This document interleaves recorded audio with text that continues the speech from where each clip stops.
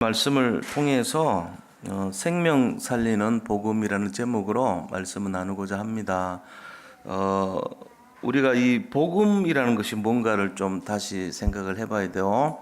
복음은 율법의 완성입니다. 율법을 완성하기 위해서 그리스도가 오셔서 구약의 율법을 완성하셨죠. 그런데 이 복음은 하나님께서 우리 인간을 너무 사랑하셔서 주신 것이 복음이죠. 그래서 복음은 모든 것을 이제 용서하고 완전히 멸망받은 현장을 살릴 수 있는 능력이 있는 것이 복음이에요. 그래서 이 복음 안에서 우리가 살아야 돼요. 사실 모든 사람들이 자칫 잘못하면은 자기가 이제 이렇게 우리가 용서받은 죄인이잖아요. 근데 지금 여기 있는 계신 분들도 포함해서 뭐 저도 마찬가지고 다 그렇지만 우리가 잘못 생각하면요, 이제 율법이 우리 삶 속에서 계속 이렇게 각인됐습니다. 사실은 뭐가 율법이냐 그러면은 이제 어떤 죄를 지었다고 할 때 우리가 생각이 아니 어떻게 그런 죄를 짓냐, 이거는 율법이거든요. 근데 그럴 수 있다, 이게 복음이란 말이에요. 근데 대부분 이제 자기가 아니라는 걸 주장하려면 어떻게 돼요? 아니 어떻게 그럴 수 있냐 말이야, 이러고는 이제 화를 내는 것이 나는 깨끗해, 나는 완전해, 나는 아니야, 이걸 드러내는 거예요. 그러다 보니까 복음보다는 율법으로 가요, 사람들이. 왜? 그럴 수 있다 하면은 너도 혹시 그랬니? 이래 할까봐 그 두려움이 있잖아요, 마음이. 그러니까 반대로 해버린 거예요. 그래서 우리가 복음적인 삶을 사는 게 이제 진짜 그리스도인의 모습입니다. 그러면 잘 생각해 보세요. 드러난 죄와 감춘 죄가 있어요. 감춘 거는 죄가 아닙니까? 다 생각해 보세요. 드러난 거면 죄입니까? 근데 사람들은요, 잘 감춘 사람들이 죄가 없는 걸로 착각해요. 양심적인 사람은 그렇게 안 하죠. 감춘 사람이나 드러난 사람이나 다 죄는 똑같아요. 단지 청문회 열 때 보면은 그 국회의원들 앉혀놓고 막 손가락질 하잖아요. 막 큰 소리 딱 치고 멋있게 합니다. 당신이 그러고도 국회의원이야! 이러면서. 근데 그 사람, 지적하는 그 사람도 알고 뚜껑 열어보면요, 똑같은 죄인이요. 단지 그 사람 잘 감춘 거지. 그렇잖아요? 근데 거기 앞에 있는 사람, 못 감춘 거야. 어쩌면은 그 사람이 더 양심적일 수도 있어. 왜? 그냥 별로 안 감추고 하다 보니까. 근데 이 머리 좋은 사람, 똑똑한 사람은 지는 안 잡혀가려고 감춰. 그럼 그 지적질해. 그러니까 우리가 냉장해 보면은 너무 악하고 이런 짓을 자꾸 하면은 그게 그 사람이 완전한 것 같지만 그 사람이 더 악질일 수 있어요. 감옥에 있는 사람들이 어떻게 보면은 힘없고 능력 없고 뭐 세상 말로 빽 없는 사람일 수 있어요. 감옥 밖에서 번지르하게 살고 떵떵거리고 사는 사람들이 더 나쁜 놈일 수도 있어. 이 기준이 뭐냐? 감췄냐 안 감췄냐, 그게 기준 되면 안 되잖아요. 진짜 죄를 지은 것이 기준이 돼야 되지. 그러고 보면은 다 죄인이에요. 여기 이 중에 죄인 아닌 사람 있으면은 일어서시기 바랍니다. 앉아 계시네, 다 죄인이라고. 우리 다 죄인 맞아요. 죄인 아는 사람부터 나가라 그랬죠. 여기 오늘 보니까. 이제 이건 잘 생각해 봐야 된다고. 생명을 살리는 게 복음이에요. 근데 대부분이 율법 가지고 생명 죽이잖아요. 우리가 잘 생각해 봐야 돼. 옛날에 정동교회를 처음 담임했던 분 얘기인데, 그분이 이제 마부였어, 마부인데, 자기가 모시던 그 상관이 누구냐면은 양반일 거 아닙니까? 양반 중에도 왕족이에요, 왕족. 그래가지고 이분이 이제 그 마부인데 그분이 예수를 믿었단 말이에요. 그리고 이제 쭉 섬기다 보니까 한 3년 믿었는데 자기가 그 모시는 분한테 복음을 전하고 싶은 거예요. 그래서 어르신 그러면서 이제 나이는 훨씬 미친데도 제가 전하는 제가 믿는 복음을 좀 믿으세요. 그랬더니 예수 믿냐 네가 이렇게 물어봤어요. 그래서 예수 믿습니다. 그러니까 그래, 그럼 네가 예수 믿어가지고 양반이 됐냐? 아니면은 네가 예수 믿어서 집이 생겼냐 이렇게 빈정대고 물은 거예요. 그러니까는 이 마부 출신의 이제 말하면 쌍놈이지 밑에 이제 노예니까 그 노비 아닙니까 노비 되는 사람이 제가 예수님 믿어서 마부 출신에서 양반된 것도 아니고 집이 생긴 것도 아닙니다. 그런데 예수 믿는 이유가 더 좋은 마부가 되기 위해서 믿었습니다. 이제 이렇게 얘기한 거예요. 그러니까 이 사람이 뭐 주장한 게 없잖아요. 자기가 마부로서 충실한 마부가 됐다는 거. 예수 믿어서 더 충실한 마부가 됐습니다. 이러니까 이 왕족인 이 사람이 감동이 된 거예요. 그래서 그 사람이 그럼 네가 믿는 그 예수교가 어떤 거냐 나한테 한번 얘기해봐라 이랬더니 이렇게 좀 얘기를 한 거예요. 이분이 예수를 믿었어요 나중에. 그래가지고 그 자기가 상간이잖아요. 옛날에 그 왕족인데 노비잖아요. 그 나이가 많아가지고 형님이라고 불렀어요. 들키면 큰일 날 얘기죠. 근데 이제 그 형님 되는 사람이 나중에 신학을 하고 결국은 이제 목사가 됐단 말이에요. 이 지금 옛날에 우리 자기 밑에 노비가 그 공부해가지고 그래 된 경우도 많아요. 조만식 선생 같은 경우도 유명한 사람 아닙니까? 그죠? 그 시골에 그 노예 출신이거든, 노비 출신이거든. 근데 그 주인이 이 사람 공부시켜가지고 이렇게 그렇게 해줬단 말이에요. 그런 식으로 복음을 갖고 있으면 진짜 복음이면 모든 것을 이 계급도 초월하고 다 살리는 거예요. 실제로는. 근데 우리가 그런 걸 만약에 안 하고 자존심 세우면은 내가 그래도 왕족인데 우리 마부한테 형님이라 할 수 있냐 내가 저 쌍끝을 이래 할 수 있거든요. 근데 그걸 깨버린 거예요. 그 틀을 진짜 복음이면 그 복음과 율법의 차이가 그런 거예요. 우리가 진짜 복음이 돼야 돼요. 지금 이 사실을 우리가 잘 볼 때 오늘 8장에 요한복음 8장에 이 나오는 내용들은 결과적으로는 이제 복음 정신을 가지고 사람 살리는 현장에 대한 내용이잖아요. 그 내용에 대한 부분이에요. 그러니까 생각과 마음이 치유돼 버린 거예요. 치유 현장이란 말이에요. 그래서 그 내용에 대해 가지고 딱 우리가 이 내용을 잘 보면 실제적으로 우리 자신들이 남들을 이렇게 편견을 가지고 그렇게 판단하거나 또 다른 사람들에 대해서 굉장히 율법적으로 나오거나 그러면 안 돼요. 솔직히 자기도 감춘 것 뿐이지 뭐 똑같은 죄 짓고 살고 있잖아요.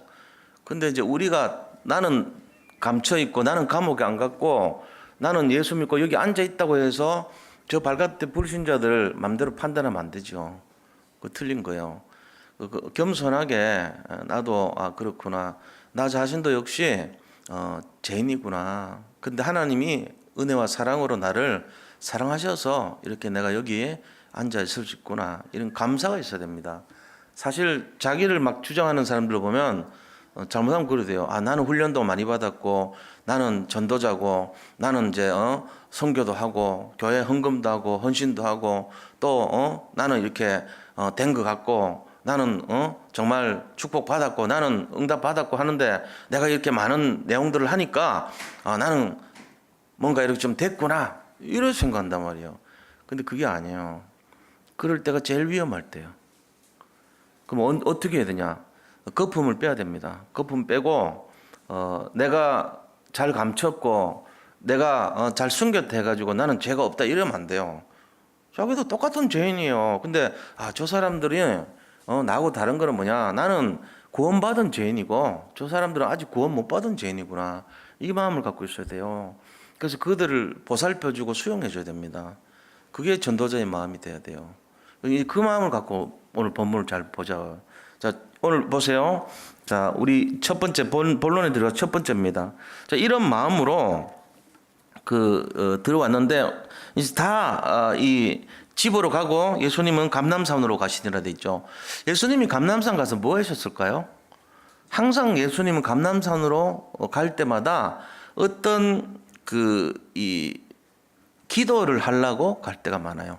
사람들이 좀 예수님을 좀 힘들게 만들 때, 예수님에 대해서 오해할 때, 어떨 때는 예수님을 왕으로 생각하고 모시려고 그럴 때, 또 어떨 때는 예수님에 대해서 이 편견을 가지고 좀 뭐랄까 막 정죄하고 막 나무래고 죽이려고 그러고 이럴 때, 위기가 올 때, 전부 다 그럴 때마다, 어려움이 올 때마다 예수님 혼자서 이 내용을 가지고 뭔가 좀 생각해야 될 때, 그때 감람산 가셨어요. 항상.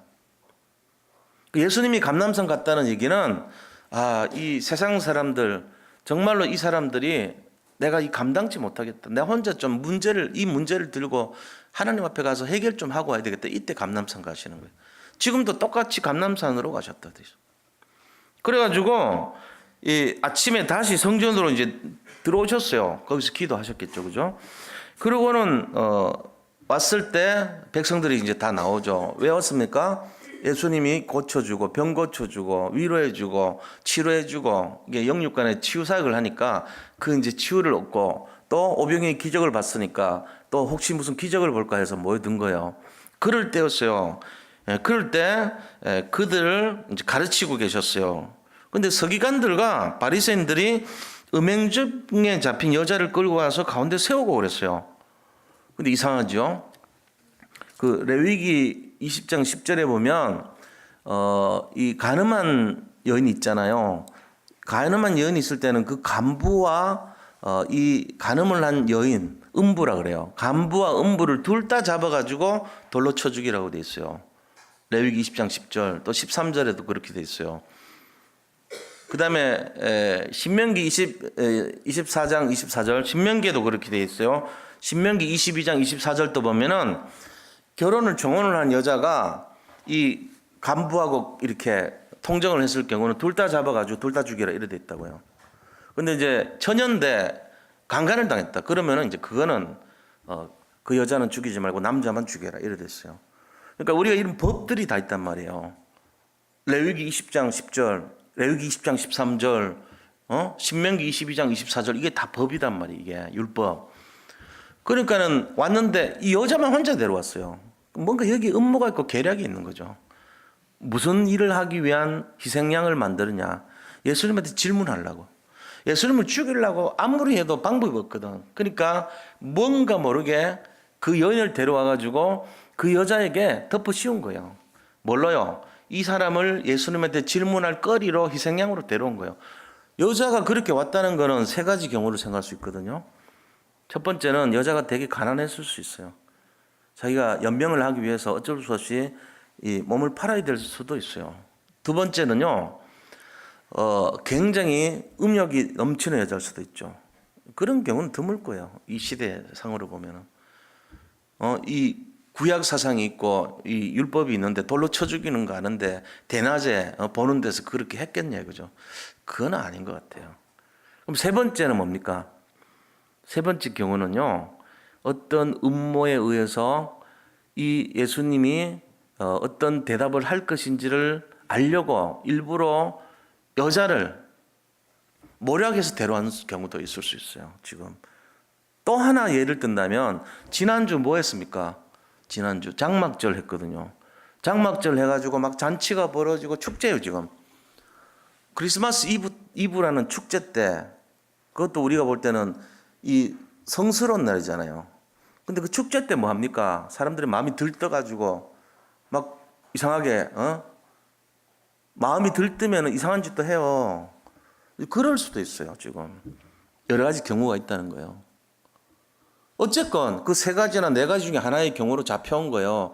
근데 정황상 볼 때 남자가 같이 와야 되는데 여자 혼자 왔고, 힘없어요. 이 사람은 힘도 없고 백도 없고 아무런 능력이 없이 드러나 버린 거. 제가 다시 말하면은 무전유죄가 된 거예요. 돈 있거나 빽 있었으면은 바리새인이나 그 서기관들 중에 한 명이라도 알았으면 좀 봐주세요 이러면 알아서 감춰져 줄 거란 말이에요. 근데 그런 능력도 없는 사람이에요. 그거를 데려와 가지고 머리채를 끌고 와서 돌로 쳐 죽이려고 그런 거예요. 모세의 율법을 따져가지고, 레위기를 따지고, 신명기 따져가지고, 이런 사람들은 돌로 죽이라 하고, 그러고는 질문하는 거죠. 예수님한테 이 사람 죽여야 되냐 살려야 되냐 물어보고 있는 거예요. 그러니까 뭐죠? 굉장히 강교한 사단의 전략이란 말이에요. 이게 왜 그렇습니까? 만약에 예수님이 그 여자를 살려주라 그러면은 율법에 위배가 돼요. 근데 그 여자를 죽여라 하면요, 예수님이 그동안 오셔가지고 얘기했던 거하고 상반돼요. 원수를 사랑하라, 다 모든 걸 용서해 주라. 오히려 그 사람을 위해서 복을 빌어주라. 전부 다 거꾸로 얘기했거든 지금까지 예수님이. 그걸 알고 트집 잡으려고 물어본 질문이거든요. 강교한 질문이란 말이에요. 누가 배후했어요? 사탄이 있는 거예요. 그러니까 이들은 자기들도 모르게 예수님을 얽어매려고 강교한 질문을 했던 자들이에요. 굉장히 나쁜 자들이죠. 그러면서 뭐라고 얘기합니까? 예? 이 5절에 모세는 율법에 이러한 여자를 돌로 치라 명하였거니와 선생은 어떻게 말하겠나이까? 이렇게 딱 질문하죠. 이때입니다. 이때 예수님이 뭐라고 얘기합니까? 두 번째입니다. 드러난 죄와 숨은 죄에 대해서 얘기합니다. 예수님이. 너들도 똑같지 않냐? 이 질문하는 거예요. 드러난 거와 숨어 있는 것밖에 없지. 너들의 양심에 비춰봐라. 이 질문에 6절에 보세요. 그들이 이렇게 말하면 고발한 조건을 얻고자 하여, 고발할 조건입니다. 하여 예수를 시험함이로라. 예수께서 몸을 굽히사 손가락으로 땅에 쓰시니 그랬어요. 예수님 믿는 사람들이 어떤 거 이렇게 좀 잘못됐다 해가지고 그 잡고 막 계속 집요하게 사람 고발하거나 아니면 여기처럼 고발할 조건을 얻고자 예수를 시험함이라. 시험한다거나 고발한다거나 이거 너무 심하게 하면요, 솔직한 얘기로 그 사람 예수 믿는 사람 아닙니다. 우리 그런 거 많이 하잖아요. 너무 율법적인 사람 많아요. 자기는 잘 믿는 거예요. 지금 여기 세 사람이 등장합니다. 이 인간의 세 부류가 있어요. 예수님 지금 그걸 보고 있는 거예요. 세 부류가 누굽니까? 가늠하다 잡혀온 여자 있어요. 이 여자는 아까 말한 그 서너 가지 중에 하나의 죄를 뭔가 범했겠죠. 그죠? 첫 번째 한 5가지 중에 하나예요. 돈도 없고 감출 능력도 없고 백도 없는 사람이에요. 너무 불쌍한 사람이에요. 두 번째는요, 진짜 이 사람은 죄를 진 사람이에요. 음욕이 많은 사람일 수도 있어요.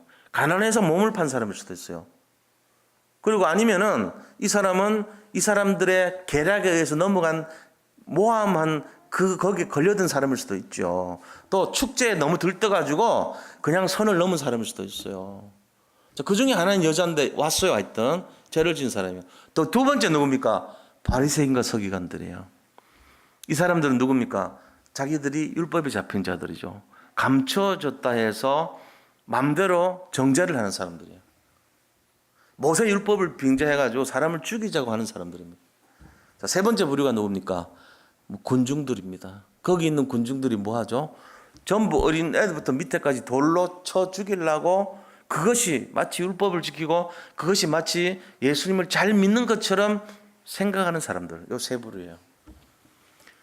자, 우리는 어디에 서겠습니까?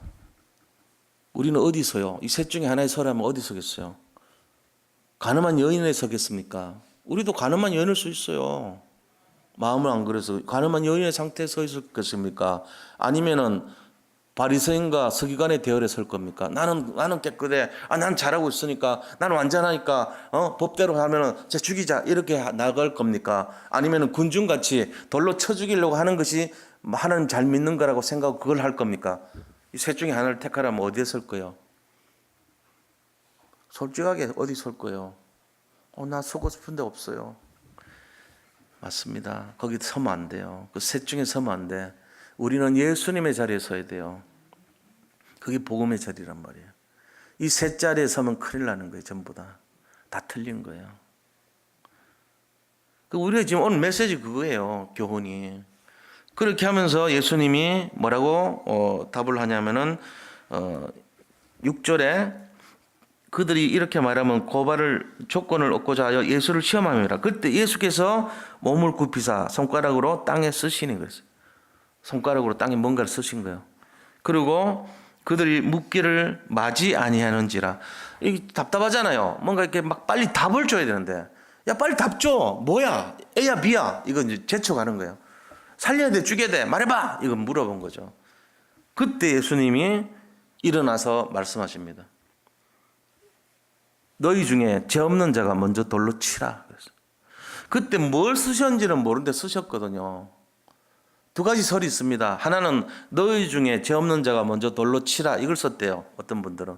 또 어떤 분은요, 그 상대방 있는 사람들의 죄를 하나씩 썼대요. 너는 간음죄, 너는 무슨 죄, 너는 도둑질한 죄, 너는 살인죄, 그거 썼다는 거죠.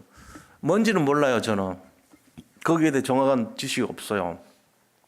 나중에 천국 가거들랑 예수님 만나면 물어볼 수 있죠. 그때 뭐 쓰셨어요? 이렇게. 그러나 우린 지금은 그 별 관심이 없어. 그거 중요한 게 아니에요. 그러나 하여튼 쓰셨어요. 어쩌면 기도하셨을지도 모르죠. 하나님 저들의 마음을 바꿔주세요라고 했을 수도 있어요. 그런데 어찌됐건 간에 그 질문하는 거예요. 너희들 중에 죄 없는 자가 먼저 돌로 치라 하고는 또 숙이셨어요. 다시 몸을 굽혀 손가락으로 땅에 쓰십니다. 예수님이 그 사람들의 마음이 어떤지를 안 보는 거예요. 그들을 보고 뭔가 하지 않았어요. 그냥 너들에게 맡긴 거예요. 그 중에 누군가 돌 쳤을 수도 있죠. 근데도 다시 숙여서. 자, 뭐를 기다렸습니까? 그 침묵과 그 기다림이라고 하는 것은 그들의 양심이 움직이기를 기다린 거예요. 그런데 반응이 옵니다. 뭐라고 옵니까? 9절에 보세요. 그들이 이 말씀을 듣고 양심의 가책을 느껴 어른으로 시작하여 젊은이까지 하나씩 하나씩 나가고 오직 예수와 그 가운데 섰는 여자만 남았더라. 예수님과 여자만 남았대요. 이게 지금 현장이거든요. 복음을 얘기했을 때 그들이 감동을 한 거예요. 우리가 이 진실 앞에 서야 됩니다. 우리가 지금 다락방 복음운동이 뭡니까? 다락방 복음운동이 사람 살린 운동이에요. 어쩌면 이 내용이에요. 지금 세상은 바로 가늠한 여인과 같은 세상입니다. 그리고 그보다 더 나쁜 사람들이 누굽니까? 가늠한 여인을 끌고 와서 법으로 처단하려고 하는 바리새인 서기관들이에요. 그게 더 나쁜 사람들이에요. 그리고 거기에 동조하는 사람들, 이 사람들은 일로 갈 수도 있고 절로 갈 수도 있는 그 대중, 군중은 누구냐? 바로 함께 돌을 치는 것이 하나님의 뜻인가 아닌가를 고민하는 사람들이에요. 여기에 예수님이 지금 답을 주고 있는 거예요. 우리 다락방 운동이 어떤 겁니까? 그 수많은 무리들에게 올바른 복음을 보여줘야 될 사명이 있는 사람들이 우리예요. 그게 우리예요. 근데 우리도 같이 돌로 치는 것이 답인 줄 착각하게 만들면은 율법에 빠진 거예요. 지금 그런 사람들이 너무 많아요, 교회에. 뭐가 진짜 응답인지를 몰라요. 올바른 영적 지도자가 바르게 제시를 해줘야 되는데 그 답을 주지를 못하고 있습니다. 그러니까 어떡합니까? 같이 따라서 돌로 치는 것이 맞는 것처럼 같이 율법을 해버립니다. 우리도 자녀를 키울 때 안 그렇습니까? 자녀에게 어느 것이 복음인지 모르고 뭘 먼저 합니까? 야단 먼저 쳐버립니다. 그 중요한 시기를, 그 중요한 기회를요, 그렇게 무참하게 자기 마음대로 해버려요. 그러면 안 돼요. 정말 그럴 때가 중요한 기회거든요. 예를 들어, 그 실화인데, 유 목사님 그 예화에 나왔잖아요. 부산에서 목사님이 목회를 하는데 교회에서 있는데 자기 딸이 중학생인지 고등학생인지 모르겠는데 소풍을 간 거예요. 근데 애들이 아마 뭐 이렇게 고등학교 됐는지 모르겠지만 술을 먹고 이러니까 호기심에 이제 술 한 잔을 받아 먹은 거예요. 근데 그거를 이제 애들이 보고 목사 딸인 거 아니까 소문을 타고 와가지고 아버지 귀에까지 들어온 거예요. 그때 아버지가 막 야단을 친 거예요. 밤새도록. 네가 목사 딸이 그러면 되냐? 네가 교회를 무너뜨리려고 작정을 했냐? 네가 무슨 교회 문 닫게 할 일이 있냐? 막 이러면서 야단을 막 친 거예요. 얘가 견디다 못해가지고 집을 나가버렸어요. 그러다가 나가서 나중에 소문 들어보니까 애가 죽어버린 거예요. 자살했는지 뭐랬는지 모르겠지만. 그리고는 그 아버지 말대로 교회가 문을 닫아버렸습니다. 근데 그 아버지가 진짜 복음의 사람이었다면 어떻게 해야 되겠어요? 그 딸을 불러놓고 야, 술 마시니까 맛있더냐? 분명히 쓰다 그럴 거 아닙니까? 그걸 왜 먹는지 모르겠다 그럴 거 아닙니까? 그러면은 네가 다음에 혹시 그런 기회가 오면은 네가 중요한 결정을 잘 해라. 목사 뭐 딸이고 체면이고 이런 거 얘기하면 안 되고 그 자신의 상황에 대해서 하나님이 별로 기뻐하지 않은 것 같으니까 네가 신중하게 하면 좋겠다. 이렇게 사랑으로 해줘야 돼요. 진심으로.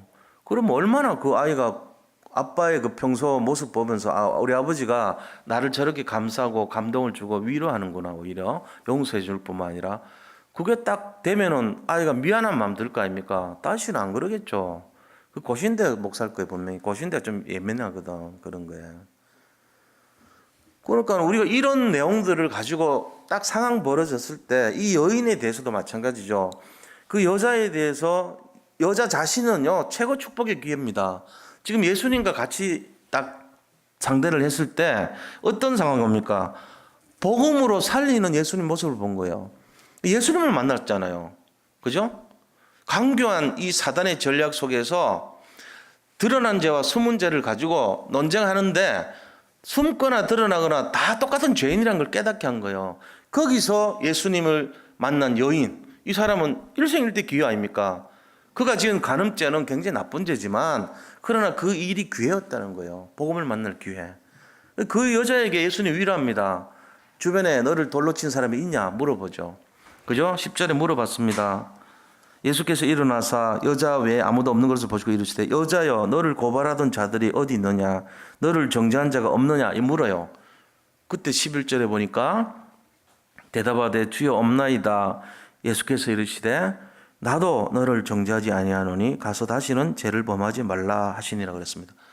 이거 딱 봐야 돼요. 우리가 예수님께서 그 여인에게 전하고 싶었던 것은 복음이에요. 바로 복음을 만난 거 아닙니까? 예수님 만난 건데 그게 바로 복음으로 연결된 거 아닙니까? 한번 생각해 보세요. 자, 우리가 우리의 목적이 어떤 건가를 생각해 보셔야 돼. 지금 이 여인이 사람을 많이 살리겠어요? 아니면은 예수님 아닌 어떤 다른 목사라면 목사가 많이 살리겠어요? 한번 생각해 보세요. 이 여인이 많이 살립니다. 목회자가 만날 수 있는 사람 한정돼 있어요. 주로 만나는 사람이 주로 누구죠? 성도들 만나는 거잖아요. 거의 대부분 신방 다니고 그다음에 아픈 사람 소식 들으면 그거 위로해주고 기도해주고 찾아다니는 게 전부 믿는 사람 아닙니까? 제가 일주일 동안 만난 분들이 대부분 믿음의 사람들이에요. 수요 예배 때도 그러고 새벽 기도 그러고 전부 다 믿음의 사람 만나잖아요. 신방 가도 그러고 다. 근데 평신도들은요. 그 죄인 가늠한 여인 같은 죄인은요. 만나는 사람이 다 불신자예요. 누가 더 많이 살릴까요? 예수님 만나서 은혜 받으면 진짜 복음을 알았다면 자기 같은 똑같은 처지에 있는 다른 사람이 죄를 졌다면 그 사람이 살리는 거예요. 그래서 교회가요. 두 타입이 있어요. 어떤 타입이냐? 권투 선수를 세워가지고 지켜보는 교회가 있고요. 축구 선수 같이요. 들어가서 축구를 하는 교회가 있어요. 어느 교회가 돼야 되는지 생각해 보세요. 지금 오늘날 우리 지금까지 모습은요. 한 사람 권투 선수 목사를 딱 링에 세워놓고 거기서 막 흑암하고 막 붙는 거 보고 와 우리 목사님 이겨라 이겨라 이겨라 이거 막 하면서 군중이 벌떼같이 몰려듭니다. 그래가지고 뻔찌력 센 목사님 중심으로 많이 모여. 거기 있는 군중들은 단 한 명도 권투할 사람이 없어. 그냥 자기 목사님 권투 잘하는 거에 그냥 기뻐갖고 그것 때문에 막 거기 비싼 입장료 내고 들어와서 구경하고 앉아 있는 거라. 그러고는 그 목사님 어느 날 퇴원돼 버렸어. 그러면은 그 다음 후계자도 없어. 교회 무너져 버려. 이런 게 지금 세상 진짜 전 세계 모습이에요. 그래가지고 사람들이 주로 뭐 하냐? 군중 많이 모일수록 좋아해, 기뻐해. 거기서 자기가 멋지게 돼가지고 스타가 돼가지고 펀치 딱 한번 올리고 우리와 같은 박수 받고 벨트 쫙 보여주고 이거에 도취돼 있다니까 지금. 한국교회 다 그랬어요 지금까지. 근데 진짜는 어떠냐? 박항서 그 감독을 보면서 전 느낀 게 있어요. 한국에서 안 받아주고 저 꼴짜기까지 진짜 완전 실업팀까지 내려간 분이에요. 국가대표 지도했던 분이 너무 초라하게 돼버렸어요. 받아줄 데가 없으니까. 그래서 마지못해 가지고 겨우겨우 자기 받아준 데 찾아간 곳이 베트남이었어요. 근데 어떻게 됐습니까? 자기는 그 한이 있잖아요. 나는 갈 데가 없었던 사람이다. 굉장히 인기 많은데 그거를 계속 얘기하더라고. 그분 보통 사람 아니죠. 자기가 그 정도 됐으면 창피하잖아요. 나는 사실 한국에서 갈 데가 없어서 여기 왔다. 그런 말 어떻게 해요? 계속 한 번, 두 번이지. 그걸 지금도 얘기해요.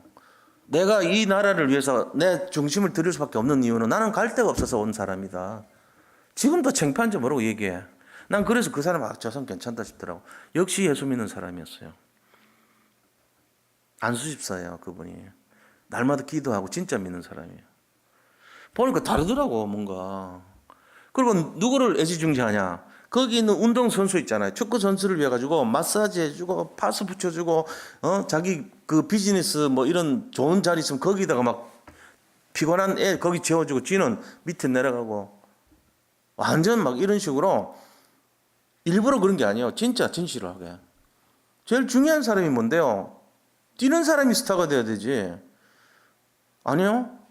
박항서가 스타가 되는 게 아니에요. 결국은 자기한테 돌아오는 거지만 진짜는 거기 있는 모든 축구 선수, 그다음에 거기 있는 예비 후보까지 그 한 3, 40명 되는 사람들을 섬기는 게 맞는 거예요. 그럼 진짜 목회자는 제자를 그렇게 세우고 그 사람들이 스타 플레이어가 돼가지고 싸워서 이길 수 있도록 해주는, 그게 진짜란 말이에요. 저같이 맨날 있어봤자 맨날 믿는 사람만 만나는 사람이 아니라, 여기 계신 평신도분들이 아무리 모자라고 부족하다 해도 그분들이 평신도들 만나가지고 복음을 전할 수 있도록 이렇게 해주는 게 제가 할 역할인 거예요. 제가 무슨 동기로 그런 거 아닙니다. 이게 하나님 뜻이란 말이에요. 여기 있는 분들에게 제가 자꾸 다락방하라 뭐하라 그렇게 생각한다고 생각하지만, 그러면 전부 어려워. 여기 있는 분들이 다 축구 선수라 생각해 보셔야 돼. 복식 선수가 아니고 축구 선수입니다. 지금 전부 다가 뛰어야 돼요. 그게 지금 우리가 해야 될 이 시대 다락방 운동의 정신이에요. 여기 있는 분들이 전부 나는 박수만 치면 돼 이게 아니고, 맞아, 내가 부족하고 안 되더라도, 내가 후보를 하더라도, 내가 아니면 지금 아무것도 못 하더라도 관계없어요. 그걸 준비하셔야 돼요. 내가 언젠간 뛰어야지. 벤치에서 앉아 기다리더라도 간전 선수로 끝나는 게 아니고, 나도 언젠가는 살려야 되겠다. 난 그걸 위해서 지금 준비해야 돼. 이거 있어야 된다니까요. 그래서 지금 제가 기도하고 있는 게, 우리 후견인 세우신 분들, 그분들이 제일 그래도 맡겨놓은 분들과 관계가 됐으니까, 영적 후견인, 기도 후견인 했던 분들도 이제 시간표 되면 불러가지고, 저 뒤에다가 이번 주는 좀 힘들대요 얘기 들어보니까. 근데 살 거예요. 사서 좀 늦더라도 다음 주부터 설치해서 이 39권 교재를 딱 꽂아 놓을 거예요. 그리고 누가 관리하는 권사님 한번 지정해가지고 복사 이렇게 해서 채워 놓으라. 그럼 그거 우리 성도님들 한 장씩 빼서 복사하고, 이렇게 해서 계속 다락방 할 수 있도록 그거 읽어주고 같이 하면 되잖아요. 시간 안 되면 주일날 같이 팀을 이뤄가지고 잠깐만 와봐라. 그러고 다락방이 아니고 이걸 구실로 해서 복음 전해주면 돼요. 우리가 뭐 위에 있고 밑에 있는 게 어디 있습니까? 똑같은 거지. 그러나 그 복음을 중심으로 나하고 당신이 서로 한 팀이 되자 이거예요. 그렇게 하면서 그 사람들이 주중에 현장에 가서 만날 때 또 갈급한 사람들 있다니까. 그 가늠한 여인 같은 사람이 수두룩해요. 힘도 없고 백도 없고 능력도 없어서 죄를 드러낼 수밖에 없는데도 한없이 자기가 죽을지도 모르는 상황인데 노출할 수밖에 없는, 불쌍하기 짝이 없잖아요. 진짜 돈 있고 능력 있는 사람은 죄를 싹 감춰가지고 하나도 죄 안 지은 척하고 감옥에도 안 들어가려고 그러고 잔머리 쓰고 있습니다. 지금 그 사람들이 지금 널려있는 세상에 정말 너무 힘도 없고 능력도 없지만, 그러나 그 사람들을 불쌍하게 보고 살리는 사람이 있어야 되는 거예요. 건져내야 돼요. 누가 해야 돼요? 그거를 우리 전부가 다 해야 돼요. 전부 축구 선수라 생각하시고. 저는 무슨 역할을 해야 됩니까? 이분들이 이렇게 할 수 있도록 여기서 방향 제시해주고, 그 다음에 교재를 주고, 이 운동 하라 그러고 저 운동 하라 그러고 제가 훈련시켜드리고, 제가 그거 잘하면 되잖아요. 제가 그 부족하지만 제가 하고 있어요. 지금 이거 보세요, 저거 보세요, 이런 훈련이 있습니다. 벽에도 맨날 훈련 붙여놓고. 왜 그런지 아세요? 합숙훈련 가라, 전지훈련 가라, 골채기 훈련 가라, 그 다음에 스트라이커가 되라, 사람 살려보라, 구원의 길 하자, 그 다음 그리스도로 왜 자꾸 각인 뿌리 체질을 만드냐, 이거 해야지 살리지 않겠냐, 내가 먼저 복음 되자, 사모를 해서 내 체질이 잘못되어 있는 거 나도 바꾸자, 이런 얘기 하는 거예요. 부담이 되면 속도를 좀 줄이세요. 저는 모르잖아요. 그분이 감당할 만큼 하면 돼요. 못한다고 제가 뭐 야단치고 그런 거 하나도 없어요. 저도 똑같이 가는 입장인데 뭘 얘기를 해요. 그 얘기 하는 거예요. 이게 지금 이 시기에 우리의 축복이라면 이게 다락방 운동이거든요. 그럼 나는 잘 모르는데요. 천천히 하시면 돼요. 될 때까지 기다리시면 돼요. 나는 좀 해볼만 한데요. 하세요. 자기한테 맡겨둔 사람들, 후견인 렘넌트들이건 누구건 상대해서 그 아이들에게 복음 전하세요. 그리고 그 사람들이 또 다른 사람들을 제자로 삼게 하시면 됩니다. 이게 오늘 메시지예요. 그래서 가늠한 여인이 기회입니다. 그렇다고 나가서 가늠하지 마시고, 그 말이 아니요. 내 말은 우리가 진짜 한번 자기 인생에 문제가 오잖아요. 지금 이 여자는 어떤 문제가 온지 아세요? 죽음에 대한 문제가 왔어요. 죽느냐 사느냐의 문제. 진짜로 그 사람들이 떠날 게 망정이지. 누군가 한 명이 돌로 쳐버렸으면은 군중심리란 게, 제가 쳤죠, 나도 쳐버리는 게 답인 줄 알고 같이 쳐버려요. 끝나는 거예요. 나중에 후회해도 소용없어. 죽었는데 뭐. 죽고 나서 아유 미안한데 어떡하죠? 아 잘못했어요. 이게 안 된다니까요. 죽여놓고는 죽기 전에 복음이 들어갔잖아요. 복음 정신이 들어가니까 다 갚버린 거예요. 예수님도 뭐랍니까? 여인이여 나도 너를 정죄하지 않으니까 가라. 이제 다시는 그 죄 짓지 말라. 이렇게 보낸 거예요. 이 빛을 탕감받은 여인은 그 다음 삶이 어떻겠어요? 완전 새로운 사람 됐겠죠. 새로운 피조물이 됐겠죠. 재창조의 역사 일어났죠. 이 사람 가는 곳마다 어떤 형태로든지 복음이 전달됐을 겁니다. 자기보다 못한 사람, 잘하는 사람 있어도 용서해주고 수용해주고 참았을 거란 말이에요. 이게 복음이에요. 우리가 여기에 너무나 잘 익숙해진 교회 체질이 있어요. 잘 생각해 보셔야 돼요. 우리가 너무나 잘 익숙해진 교회 체질 되면 안 돼요. 사람 못 살려요. 그거 갖고. 그게 뭐죠? 어떤 틀에 고정되어 있는 것 갖고는 사람 못 살려요. 그거 갖고 되는 게 아니에요. 진짜는 뭐가 살립니까? 진실이 살리는 거예요. 진실이. 진실함과 겸손함이 살려요. 우리를. 그리고 수용하는 거. 나는 다른 사람 죄를 용서해 주는 거. 다른 사람이 나보다 더 낫다고 생각할 수 있는 마음을 가지는 거. 내가 가진 죄를 생각하면서 정말로 하나님 앞에 회개하고 미안한 마음 가지고 살고 정말 다른 사람을 살리기 위해서 애를 쓰고 중심을 들인 거. 이런 게 살리는 거예요. 그거 아니고 내 잘났다고 훈련 많이 받았다고 내가 뭘 갖췄다고 그게 틀이 돼버려요. 그게 뭐요? 네 글자로 바리새인 그럽니다. 그걸 가지고 우리 가운데는 없는 것 같죠? 있습니다. 우리도 똑같이 그 짓 하고 있는 거예요. 지금 어쩌면은 나는 됐고 저 사람은 틀렸고 이래 자꾸 그런 식으로 한다. 그래가지고 뭐 합니까? 여기 말처럼 사단이 강조한 내용이 어떤 거라고요? 고발하고 시험하고 이런 거 하는 거예요. 고발해요 자꾸. 그거 하지 마세요. 용서해 주라고 그랬어요. 저도 그러면서 제일 고발자입니다. 어떻게 보면. 근데 제가 이제 하는 고발의 내용은 사랑으로 해야 되는 걸 지켜야 돼요. 딱 원칙이에요. 사랑하지 않고 고발하면 또 똑같은 바리새인 됩니다. 저도 똑같이 됩니다. 바리새 목사 됩니다. 그 선을 지켜줘야 돼요. 잘 이제 우리 여기 있는 분들이 기도하고 오늘 그러려고 모인 거 아닙니까? 그 뭐 하려고 모입니까? 복음 가지고 사람 살리려고 모인 거예요. 이게 결론이란 말이에요. 우리가 율법 갖고 사람 못 살립니다. 복음 갖고 살려야 돼요. 모든 성도님들 진짜 복음 갖고 살리시기 바랍니다. 진정한 치유가 뭡니까? 진짜 치유는요, 정말로 그리스도 앞에 용서받는 겁니다. 이게 치유예요. 다른 거 치유받는 게 아니고 예수 그리스도 앞에 용서받는 게 진짜 치유예요. 모든 성도님들이 이미 치유받았다는 거 믿으시기 바랍니다.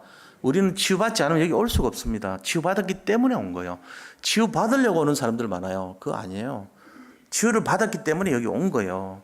내가 치유받았다니까. 그런데 확신이 없을 뿐이지 치유받은 거예요.